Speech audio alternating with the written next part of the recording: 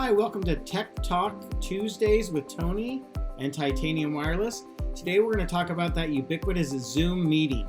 And we're not going to talk about how to do a Zoom meeting because it seems like everybody globally now knows how to do a Zoom meeting. The question is, how do you protect yourself? How do you put some limitations on there so everybody doesn't just show up or people don't show up loud and you got to spend half the meeting trying to get them to be quiet? But most importantly, one of the issues that has shown up is that people just show up into your Zoom meeting. And I'm going to show you some quick tips and tricks you can enable so that that doesn't happen. So I've already started a Zoom meeting so we can get started. And my face is not there because that would be two of me and that's a little bit too much. So anyways, pretend my face is there at where it says Titanium Wireless.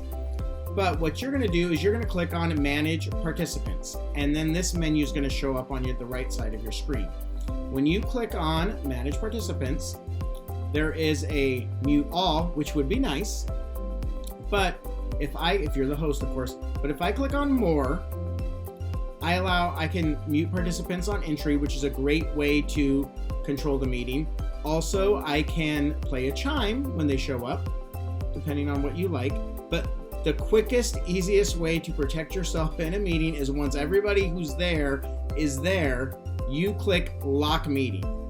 And then automatically you get this pop-up, no new attendees can join this meeting once locked. Perfect. You're safe. Continue about your business. You have nothing to worry about. So if you do that, you now have a locked meeting. It says it at the top, meeting locked, and you don't have to worry about anybody else showing up accidentally, or if you're one of those that want to be mean and say, hey, you're late, we're locking the meeting, just like back in school when they close and lock the doors if you were late. So you can do that with the meeting. Again, how you do that, you go to Manage Participants, this menu pops up, you click down to More, and again, then you can unlock the meeting if somebody I'm gonna give you a tardy pass, you can come in, unlock meeting. Okay, but it gives you the pop-up. So right there, that is, if you stop watching the video, great. This is the most important thing to do when you're trying to control your meeting. But really where all of these features come in is in the settings menu of Zoom. So I'm going to end my meeting, leave my meeting, okay? And I'm going to go to zoom.us and I'm going to click on My Account. When I click on My Account, at the left side, I can click on Settings. Okay, so this is where you can control the things you need to control. Okay, many people have not done this. They've just started, host a meeting, good to go. And that's where the issues come in. But also, this also makes it a better tool when you can add pieces or add features that will help you control the meeting. Okay, especially as now the new normal seems to be that we're going to be doing this for a while. So you can start meetings with host video on. You can turn that on or off.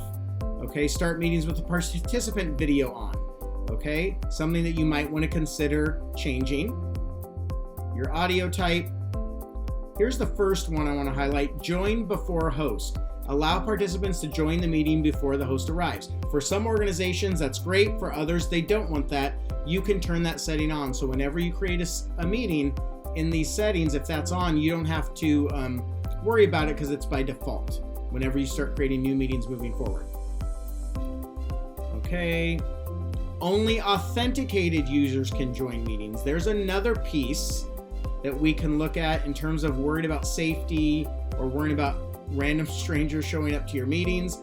Okay, the participants need to authenticate prior to joining the meetings. So when you send out the invite, they have to authenticate with a login.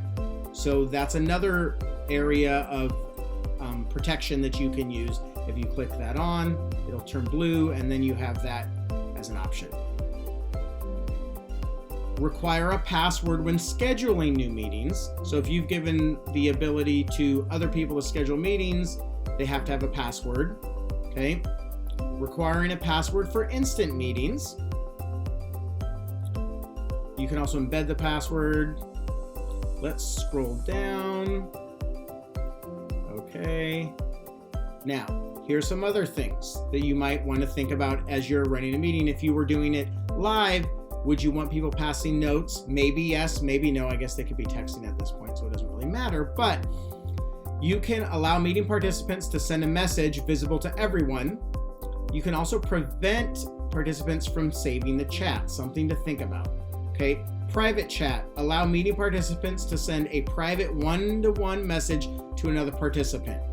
Right now, for our organization, it's enabled, but that's something you can turn off so that you don't have to worry about people using this as a way to communicate and not really paying attention to whatever the meeting you're having is about. Auto-saving chats, if you want to keep that. And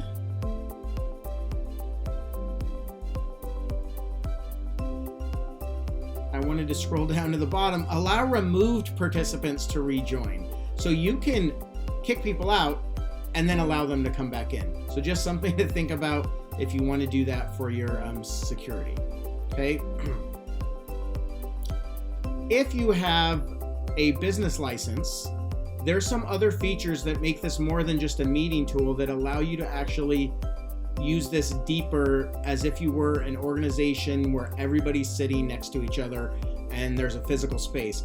So you can allow breakout rooms. You can allow the host to split meeting participants into separate, smaller rooms. So you can have your huge organization having the meeting, break out, and then come back, okay?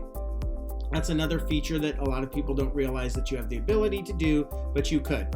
Remote support, allow meeting hosts to provide one-to-one remote support to another participant. Again, these are all features you can turn on.